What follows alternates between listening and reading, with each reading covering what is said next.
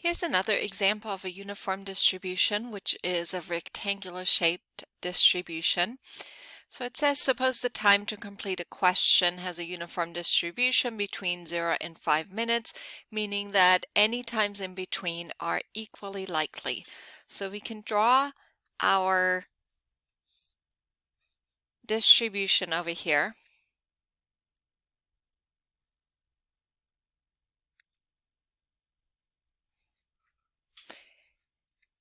And we're going to make a little rectangle up here.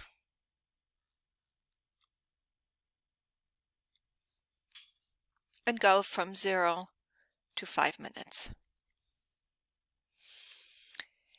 Now we want to know what's the probability that a student will take between 1 minute. So I'm going to put 1 minute right here and 2.2 minutes, so maybe right here.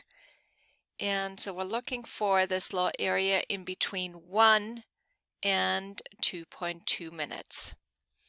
So in order to find the probability, we first need to figure out what is the height of our rectangle.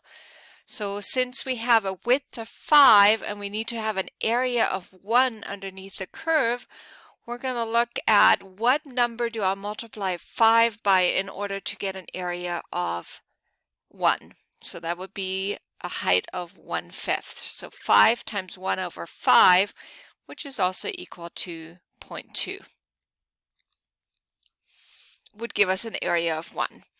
So our base is 2.2 minus 1, which is 1.2. And our height is equal to 0.2. And when we multiply the area, so in order to find the probability, let's call it event A, being, between 1 and 2.2 minutes, is equal to our base times the height. And when we multiply that, we end up with 0.24.